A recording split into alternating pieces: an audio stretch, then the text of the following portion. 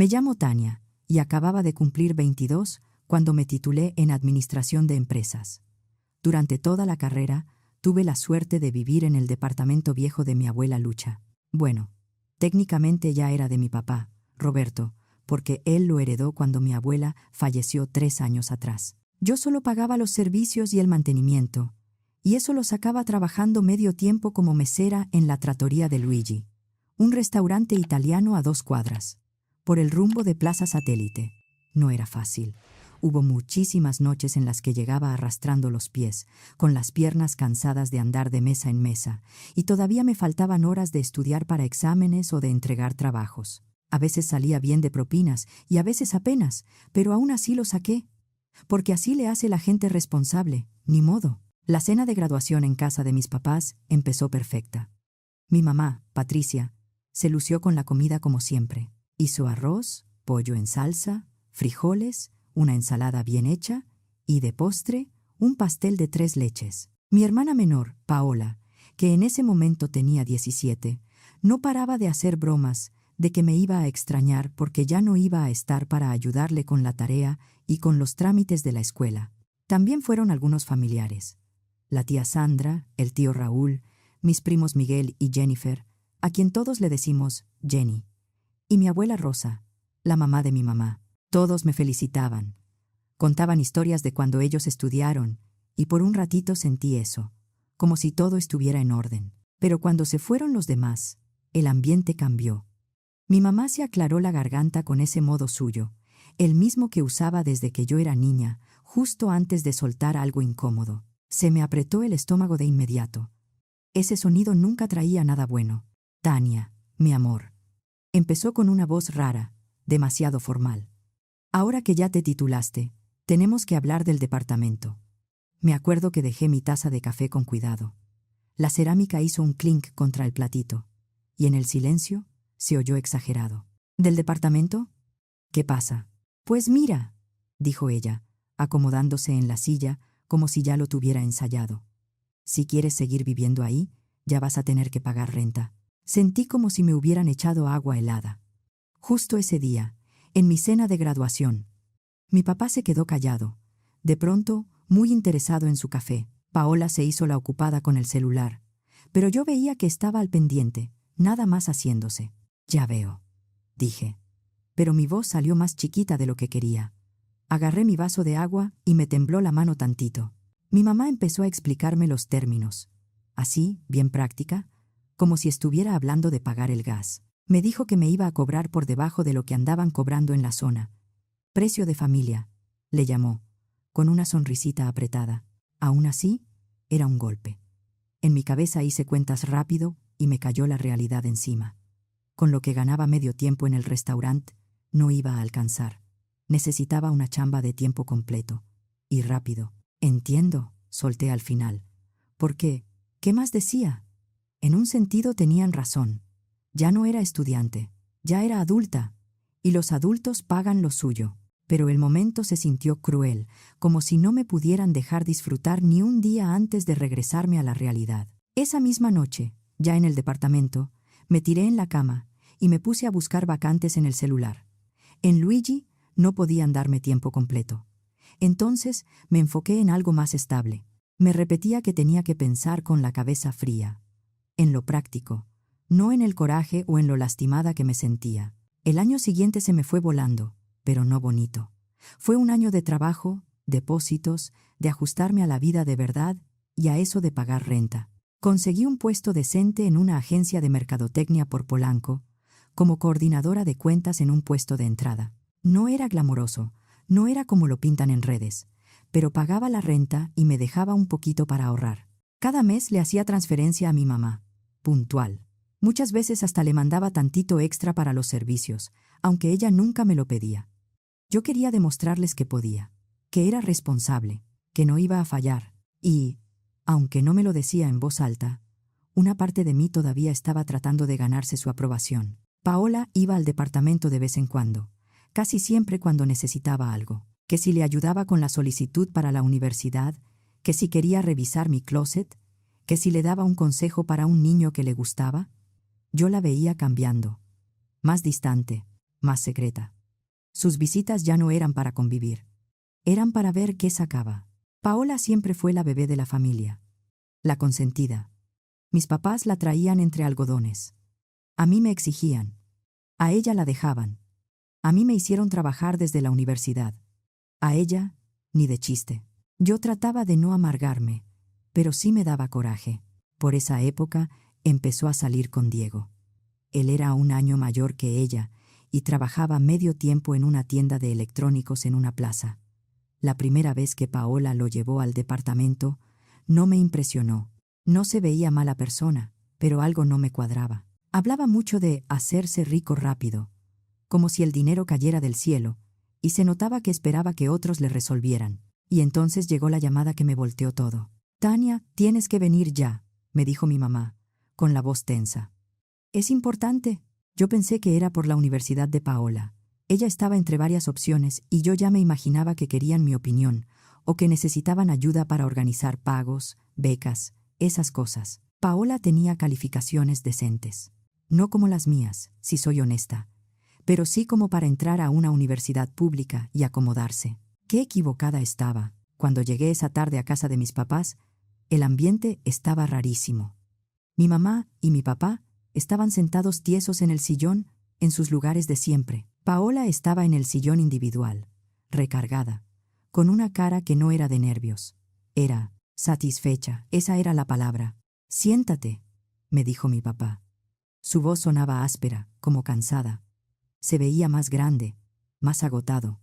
Me senté en la orilla de la sala, con el corazón acelerado. «Paola está embarazada», soltó mi mamá, sin rodeos. Me quedé en blanco. Mi hermana de 18 años, embarazada, del novio de la tienda de la plaza. Vi cómo mi mamá se retorcía las manos en el regazo, un gesto nervioso que tenía desde que yo era niña. «Y hay otra cosa», siguió, enderezándose, como agarrando fuerza. «Paola y Diego van a necesitar dónde vivir. Se van a pasar al departamento». Sentí como si me hubieran cacheteado.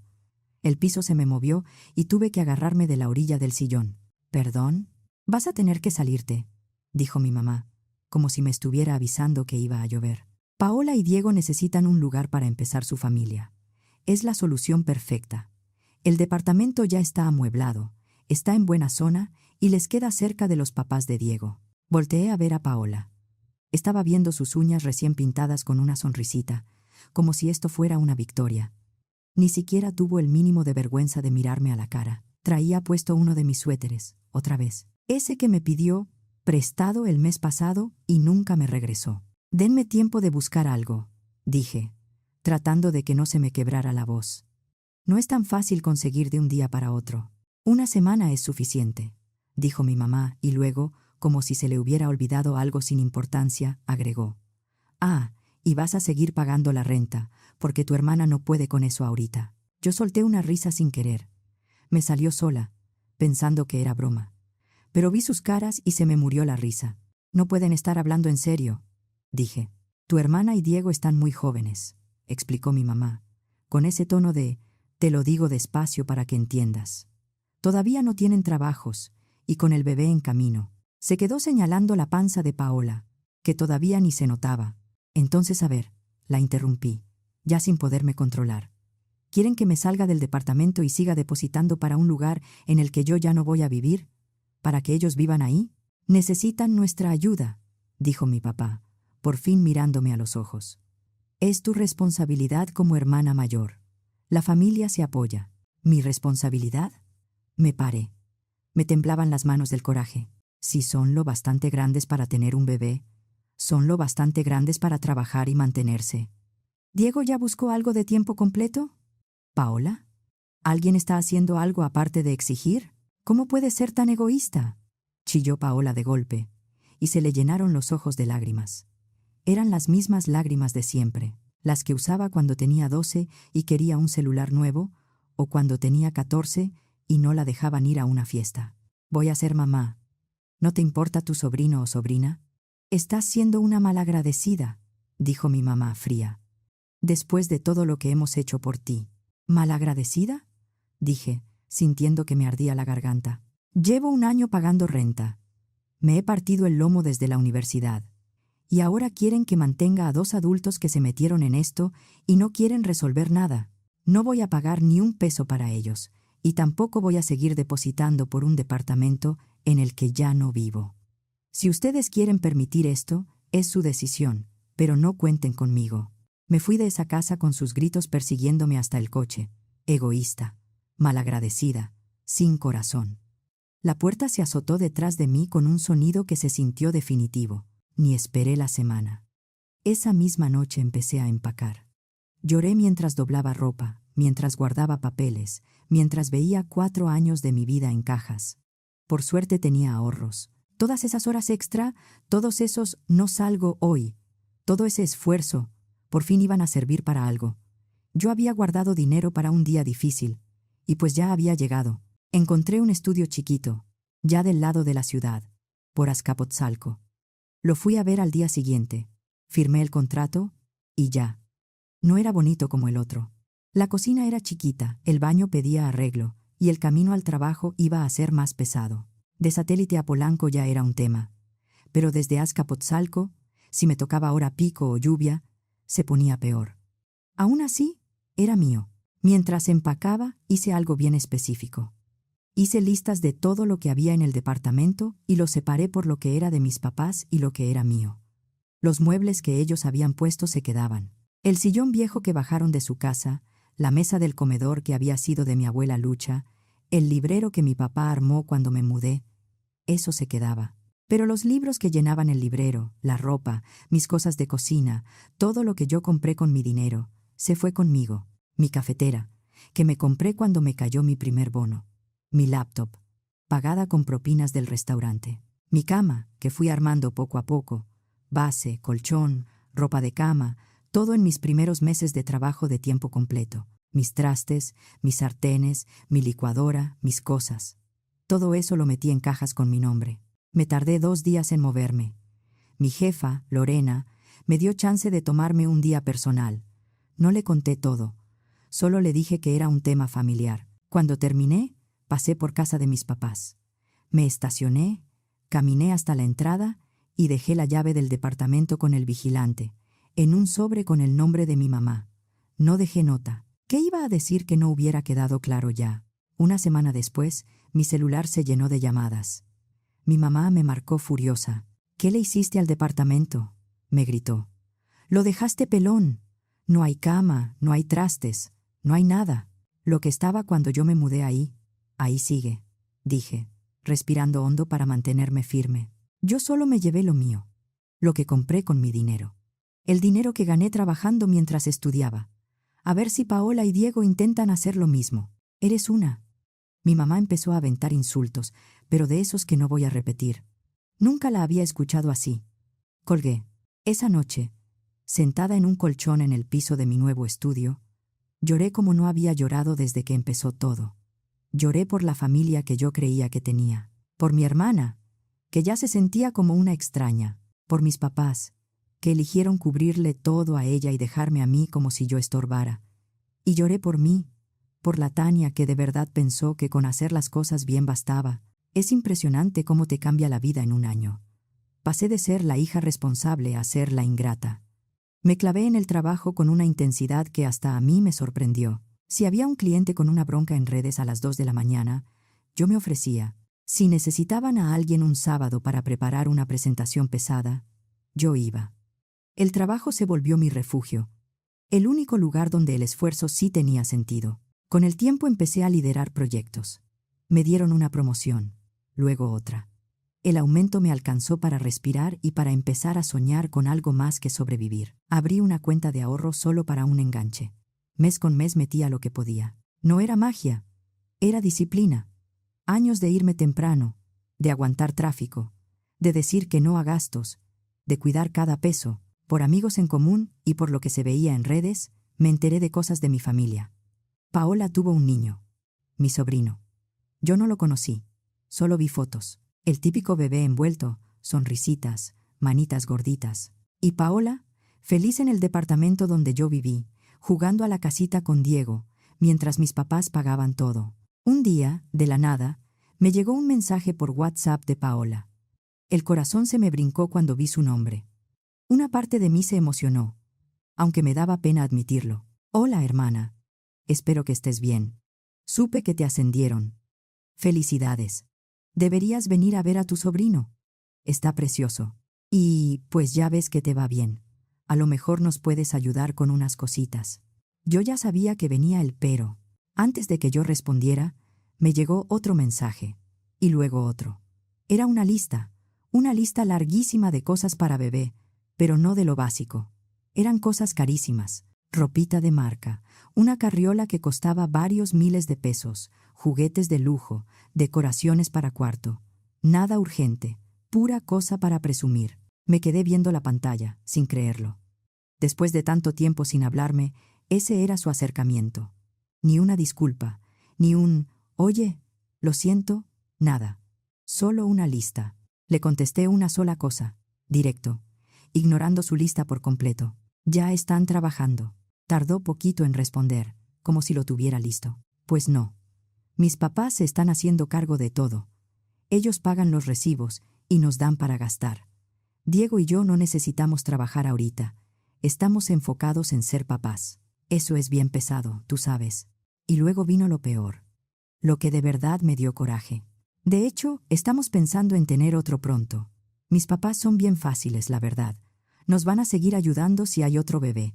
Y también queremos boda grande. Nada de cosas sencillas. Mis papás la van a pagar, ni modo». Leí ese mensaje 3 veces. Cada vez me daba más coraje.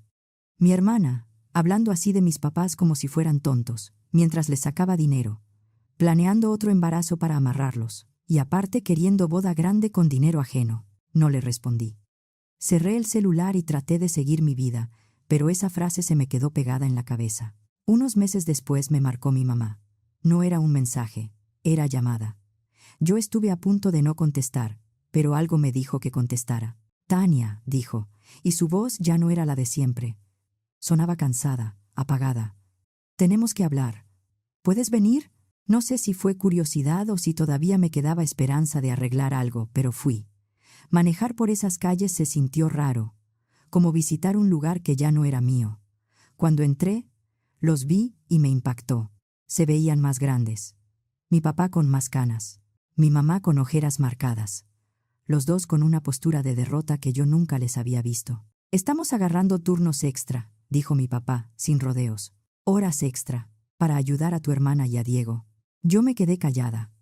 El reloj de la pared se oía clarito. «Ya estamos rebasados», siguió mi mamá, como si se le atorara la voz. «Entre el mantenimiento, los gastos del bebé, los antojos, la renta, todo. Ya no alcanza.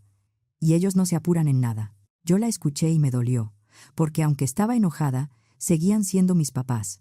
Pero también me acordé de cómo me hablaron a mí. «Sabemos que a ti te está yendo bien», continuó. Y ahí lo entendí. «Creemos que ya te toca ayudar a tu hermana también». Se me salió la risa, de pura incredulidad. «¿Me están diciendo en serio que quieren que yo también los mantenga? Tu hermana no puede trabajar ahorita», insistió mi mamá. «Tiene al bebé». «¿Y Diego?», pregunté, sin levantar la voz. «Diego no puede trabajar. ¿No puede ayudar con el bebé?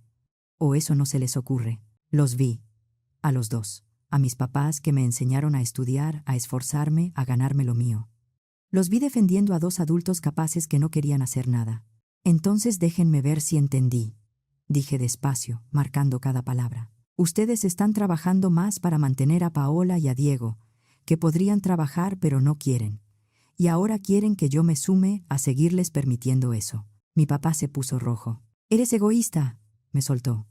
«Y si no vas a ayudar a tu hermana, a partir de hoy ya no cuentes con nosotros. Aquí se acabó». Yo lo miré y sentí una calma triste. «No puedes echar de tu vida a alguien que ya se fue», dije bajito. Me paré y me salí. Cerré la puerta sin azotarla. Pero, al cerrarse, se sintió como cuando te das cuenta de que ya no hay vuelta. Esa noche, ya en mi casa, me hice un té. Me senté frente a la computadora y busqué el mensaje de Paola, el que me había mandado meses atrás, donde decía tan tranquila que mis papás eran bien fáciles y que planeaban otro bebé para que lo siguieran manteniendo, más la boda grande. Me quedé viendo la pantalla un rato. Mi dedo tembló tantito sobre reenviar. Sentí esa cosa de no debo, como si yo estuviera traicionando una confianza. Pero luego me acordé de algo simple. Paola ya había traicionado a mis papás mucho antes, y sin remordimiento. No escribí nada. No puse explicación. Solo reenvié la captura a mi mamá. A la semana me marcó la tía Sandra. Ella siempre fue la que se enteraba de todo, y lo contaba a medias, pero esta vez sonaba impactada. «No vas a creer lo que pasó», dijo, con esa voz de chisme serio. «Tus papás corrieron a Paola del departamento». «¿Qué?», dije, y casi se me cae el vaso. «Sí. Hubo un pleito horrible. Tu mamá vio lo que Paola dijo, eso de que les veía la cara, y tu papá explotó. Pero la verdad, ya venían molestos desde antes, que si Diego no aportaba, que si Paola pedía y pedía, que si cada quincena era otra cosa. El mensaje fue la gota. Les dijeron a Paola y a Diego que se salieran, que ya no les iban a dar dinero. Yo me quedé callada, escuchando. Mi tía me contó que Paola gritó, lloró, se tiró al drama como siempre, que Diego estaba parado como poste, sin saber ni qué decir, y que mi mamá, según mi tía, estaba rara, como tranquila de cansancio. Dijo algo así como, «Ya nos vieron la cara demasiado tiempo», me contó. Y les dieron una semana para irse. Cuando colgué, no pasaron ni 10 minutos, y me entró la llamada de Paola. «Tania», dijo llorando, llorando como siempre. «Por favor, ¿nos podemos quedar contigo tantito? Nada más en lo que nos acomodamos. No tenemos a dónde ir. Por favor, por el bebé». Yo respiré hondo. Y me sorprendió lo fácil que salió. «No», dije firme. Hubo un silencio, y luego cambió el tono. «Eres igualita que ellos», gritó. «Todos son bien egoístas. Somos familia. La familia no se aprovecha de la familia», le contesté bajito. Y colgué. Después supe, por el mismo canal familiar, que Paola, Diego y el bebé se fueron con los papás de Diego. Y ahí las cosas no eran como en mi casa. La mamá de Diego era de carácter fuerte, de las que dicen las cosas como son, de las que creen en reglas, de las que no toleran a los que quieren vivir de otros. Mi tía Sandra me contaba que Paola estaba miserable, que su suegra la traía con horario, que tenía que ayudar en la casa, lavar su ropa, hacer comida, recoger y cuidar a su hijo de verdad, no nomás tomarse fotos, que ahí cada quien lava su plato y coopera, aunque sea con poquito. Que Diego sí tuvo que conseguir trabajo de tiempo completo, en un almacén por la zona, y que tenía que aportar a la casa, que ahí no existía eso de «denme para gastar». Paola, según mi tía, se la pasaba llorando diciendo que era injusto, que nadie entendía lo pesado de su vida. Pero por primera vez en su vida, alguien no le estaba comprando el drama. Pasaron un par de años más. Yo seguí trabajando, ahorrando, moviéndome en la agencia. Me tocó aguantar tráfico, juntas largas, cierres pesados, y aún así no soltar el objetivo. Para entonces, ya hasta había juntado un enganche de muchos miles de pesos y, con mi historial y un crédito, logré comprar un departamento usado, sencillo, en una zona tranquila y accesible. No era lujoso, pero era mío. Unas semanas después fue mi cumpleaños. Esa noche invité a unos amigos cercanos. Cenamos algo simple, platicamos, nos reímos. Por un rato me sentí en paz. En pleno postre sonó el timbre. Abrí y un mensajero me entregó un paquete. Cuando vi el remitente, se me aceleró el corazón. Era de mis papás. Adentro venía un portarretrato plateado, elegante pero sin ser presumido. Lo reconocí de inmediato. Era de esos que yo había visto una vez, años atrás, cuando fui con mi mamá a una tienda y dije que se me hacía precioso para poner mi título. En ese momento estaba fuera de mi presupuesto, y lo dejé pasar. Venía una tarjeta. «Perdón. La regamos contigo. Te extrañamos. Cuando estés lista, queremos escucharte sin pedirte nada». La letra era de mi mamá, pero mi papá también firmó. No había exigencias. No había reclamos. No había chantaje. Solo esas palabras. Puse el portarretrato en la mesa de la sala y me quedé viéndolo mucho rato. Mis amigos me preguntaron si estaba bien, y yo, la verdad, no supe qué decir. ¿Cómo explicas que un objeto así pueda sentirse como una disculpa y al mismo tiempo como una herida abierta? Eso fue hace 2 semanas. El portarretrato sigue ahí, en mi sala. Y la tarjeta la tengo pegada en el refri con un imán. La veo diario. No les he hablado. Todavía me duele. Es como un dolor bajito que no se va, y que de repente se prende cuando me acuerdo de todo. De cómo me sacaron de mi casa. De cómo me exigieron que pagara por algo que ya no era para mí. De cómo me quisieron amarrar con la palabra familia, solo cuando les convenía. De Paola me entero por terceros. Sigue con los papás de Diego. Sigue quejándose de que tiene que hacer, de que hay reglas, de que ya no le dan dinero nomás porque sí. Su suegra no la deja tirarse en la cama todo el día. La pone a hacer comida, a recoger, a organizarse. Y si Paola se pone dramática, la señora no se quiebra. Una parte de mí, aunque me dé pena decirlo, espera que esto la haga madurar. Que de verdad entienda algo. Que aprenda lo que mis papás no le enseñaron.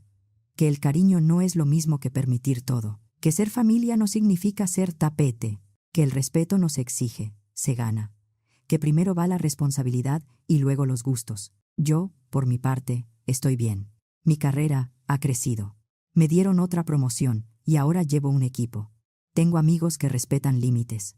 Estoy aprendiendo a decir que no sin sentirme culpable. Estoy aprendiendo a poner distancia cuando alguien quiere usarme. A veces extraño la idea de mi familia, la de antes, la que yo creía que tenía. Pero también estoy empezando a aceptar que esa idea no era real. No como yo la imaginaba. El portarretrato plateado sigue en mi mesa. No he puesto mi título ahí todavía, no sé por qué. Tal vez porque todavía no sé si es una rama de paz o solo un intento de volver a jalarme. No he marcado, no he ido, no los he visto. No porque no los extrañe, sino porque todavía no estoy lista para sentarme frente a ellos sin sentir que me arde el pecho. Por ahora me enfoco en mi vida. En mi casa, que poco a poco se siente hogar, con cosas que yo elegí y que yo pagué. En mi trabajo, que me ha enseñado que el esfuerzo sí cuenta cuando nadie te está cobrando amor con factura. Estoy planeando tomarme unas vacaciones el próximo mes, la primera de verdad desde la universidad. Y hasta estoy pensando en adoptar un perrito. Son pasos chiquitos, pero son míos. Y mientras tanto, cada vez que paso por la sala y veo ese portarretrato, me acuerdo de todo lo que perdí. Sí, pero también de algo más. De lo que construí con mis manos. De que no tengo que aceptar migajas disfrazadas de familia. De que puedo quererlos y, aún así, cuidarme. Tal vez un día marque. Tal vez un día me siente con ellos.